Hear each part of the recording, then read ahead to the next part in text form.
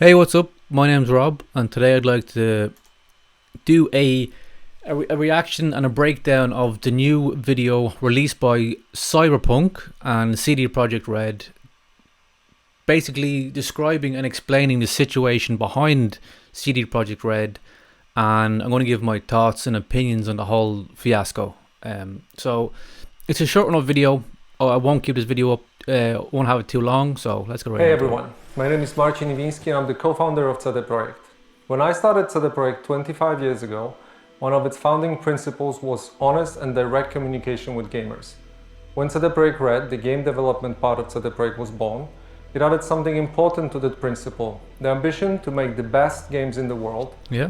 It became our mission and something that guided us up until now. Okay. Based on that legacy of genuine and honest communication, you've trusted us and pre-ordered our game. Yeah. And despite good reviews on PC, the console version of Cyberpunk 2077 did not meet the quality standard we wanted it to meet. Nope.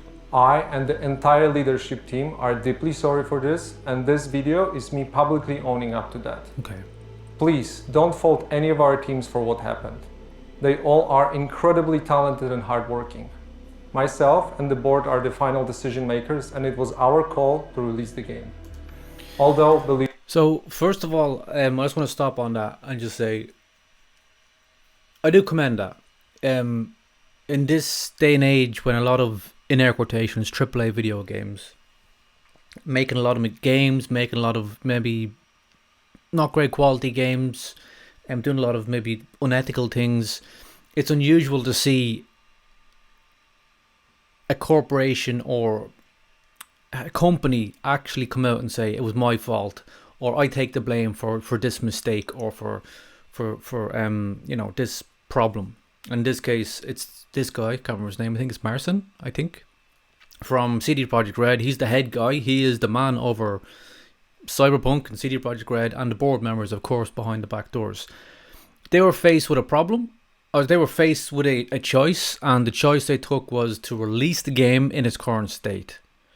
I believe that they released the game in its current state because they knew they could pretty much get away with it. Because the reality of it is, of all the games that have been released in the past, none have faced consequences. And by consequence, I don't mean cancelling them, I don't mean death threats, of course not. I just mean that they should be held to a higher standard. You know, in most other industries, when someone produces a piece of art, a film or whatever, it should be held to a simple standard. Now, to me, a standard of video game is just a game is playable. You know, if you don't agree with the main characters or the wokeness, whatever else, that's just all other stuff to be built upon the foundation. But to me, if a video game's foundation doesn't work, that's when it has to, it just has to work. I'm looking at you, Fallout 76, and even a recent played Assassin's Creed Valhalla, and I had total problems as well. And to me, that's when I see as the foundation needs to be there to be built upon, And if that game foundation is not there, I do think there should be some sort of just held responsibility. And it's good to see him being responsible. Never ever intended for anything like this to happen. I assure you that we'll do our best to regain your trust. Okay. Now I'd like to tell you how the situation looked like from the inside. Cyberpunk 2077 is huge in scope. And I'm not only talking about quests or things you see at first glance.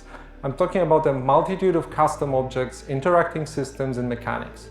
In the game, everything is not stretched out over flat terrain where we can make things less taxing hardware-wise, but condensed in one big city and in a relatively loading-free environment. Okay. On its own, this is a challenge, but we made it even more difficult for ourselves by wanting to make the game look epic on PCs and then adjusting it to consoles, especially old gens. That was our core assumption. Right, so first of all, I want to just mention scope. The first thing you mentioned was scope. So, when I was in college and we had to do like a big project, like a dissertation or a film or whatever it was, one of the first things that, in project management they'll tell you is scope. I mean, what's your idea? What's your plan? Is it feasible? Can you carry it out? It's not. I mean, it's fair enough. He's owning up to this. Our problem was our scope was too big, but it's such a maybe it's a naive kind of way of thinking that we can just do whatever, we can put everything into this game and just try and, if that was their thinking, I admire that, to try and push boundaries and everything else, but it obviously fell very short. But scope it's one of the most basic things, and I feel like not just the game is buggy and crashing and a lot of textures not loading in, but I feel like they told people things that are in the game are not actually in the game. Where people, before the game was released, they were saying, I want to play my first playthrough as a corpo, and my second playthrough I want to play as like a street kid. These are supposed to be different like roles you can take on in the game. You can become like a corporation and be a bad guy, and become a rebel and be a street kid, whatever it is. There's different, I think there's like, I don't know what you call them, roles in the game. But it turns out that there's not many roles at all. They're basically all funneled into the same path anyway. I suppose paths would be a good way to call it. But they're all funneled into the same path anyway. So therefore, there's only a single way to play this game. It's not what they told people, or the impression they gave people what it was going to be. So that's another thing we talk about when we say scope. That maybe that was curtailed very early on in development, or we don't know, but it seems to be it's not as open-ended and as it's made out to be. Even if all the bugs are fixed, I'm talking about. And things did not look super difficult at first. We knew the hardware gap, yes, but ultimately, I think that time has proven that we've underestimated the task. To give a concrete example, and the main culprit, we had to constantly improve our in-game streaming system for all gen consoles. And streaming is I just want to talk about this part for just a split second. One part that always sticks in my mind is Cyberpunk and the developers have been kind of saying that this old generation of console, the consoles we have now, such as the PS4, the Xbox One, they held this game back. This game was supposed to be released. Like, this game has been developed for, say, 4 or 5 years, and it was supposed to be released in January of this year. The new consoles only come out, I think, in November this year. This game was supposed to be released and designed for these current gen consoles. I'm going to say current gen as the PS4 and the Xbox One because of the massive delays and shortages of the next gen consoles. I think most people still have the current gen, so I'm just going to call it the current gen, not the past gen as he just said.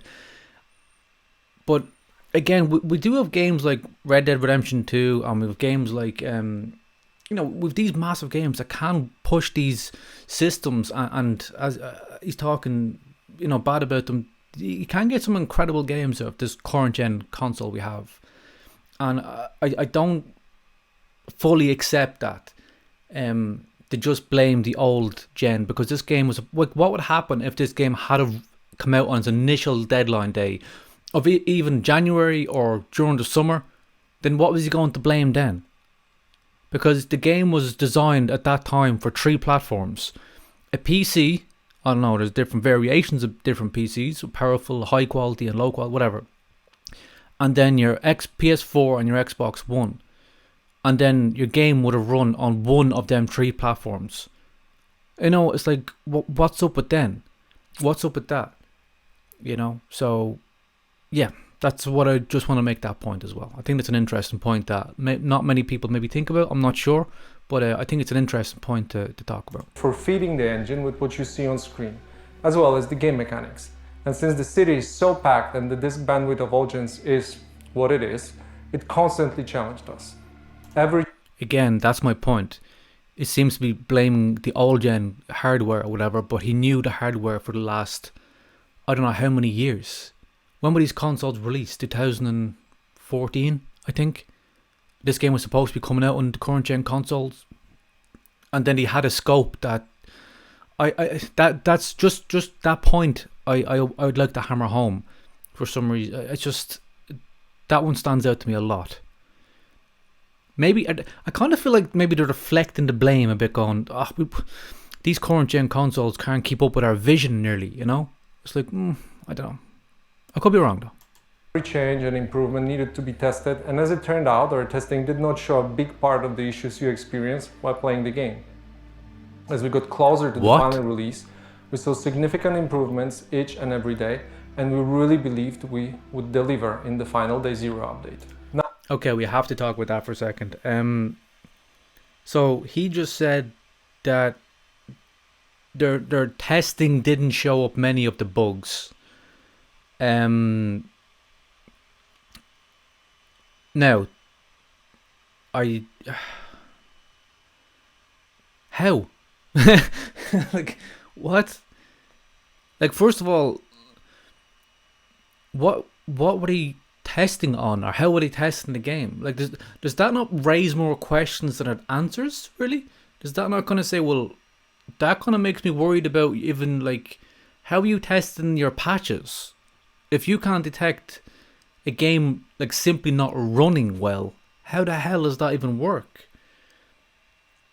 And he just said that they couldn't detect many of the bugs, but yet they were confident that the day one patch would kind of solve most of them. That seems a bit contradictory. now let's talk about the review process. We started sending our Okay. PC review keys in the first days of December. On launch day, December 10th, we hit the ground running with a really good start on PC. While not perfect, it's a version of Cyberpunk we are very proud of. At the same time, we're fighting for quality on all-gen consoles till the very last moment. And every extra day of us working on the Day Zero update brought visible improvement. This is why we started sending console review keys on the 8th of December, which was later than we originally planned. This all happened while working from home with all the challenges resulting from the COVID-related restrictions. I want to just talk about that quickly again. There was a lot of things surrounding the reviews of consoles for Cyberpunk 2077,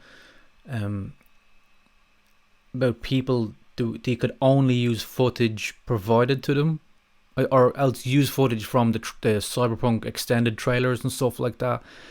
That was the only footage you could use, and things about reviews being blocked and other stuff. I don't know if anything was fully proven. I know there was different things with console codes and who got codes and stuff like that. So maybe it's still anecdotal at the moment, but it's something to take into consideration that, you know, it is what it is. Play. A lot of the dynamics we normally take for granted got lost over video calls or email, and we took that hit too. And the COVID stuff is tough too. Now I'd like to tell you about our plans for the future and present a path for Cyberpunk 2077 on consoles and PC. We have already released 3 hotfixes improving the game, but that's just the beginning. Our ultimate goal is to fix the bugs and crashes gamers are experiencing across platforms. Okay. Please expect bigger and smaller patches on a regular basis. The first update will be dropping within 10 days, and it will be followed by another, more significant one in the following weeks. We will, of course, continue to work on the game in future updates and improvements beyond that. Our big plans for supporting Cyberpunk in the long term did not change. As for the free DLCs, our initial plan was to deliver them just after the release, much like we did with The Witcher 3. We decided to focus on the most important fixes and updates first, and we'll be releasing the DLCs afterwards. Expect more information in the upcoming months. For those of you playing on next-gen consoles in back compatibility, you can still expect the free next-gen update for Xbox Series consoles and PlayStation 5 arriving in 2021. We are aiming at the second half of the year. I'd like to end this video by... So I just want to just touch on that for a second. Obviously, before the end of the year, they had 3 hotfixes, and there's 2 big patches coming now, and I think next month. Free DLCs, I think, are pushed back, I believe. And it's going to be the end of the year before next gen console or PC get their updates for the game. Yeah, it's probably a bit disappointing if your next gen, if you're playing on next gen or you're playing on PC and the game's not running properly, you're going to be waiting a long time for any sort of fixes. And I think what a lot of this is for is, I think he mentions that they're going to bring out to fix the game to get to a certain standard, because I believe that they're bringing out a multiplayer component for Cyberpunk 2077 next year, 2022. I'd like to end this video by assuring you that we treat this entire situation very seriously and are working hard to make it right. The guiding principles of our company are still core to what we do. We still want to make amazing games and have an open communication with you, our players. For now, our immediate focus is to work hard on making sure you enjoy Cyberpunk 2077 regardless of platform. Beyond Cyberpunk, we have many plans for the future, which we'll share more about when we're ready. I think this is Thank you for taking the time to watch this video. So, oh, there you go. Subtitles in language solely for convenience. Okay,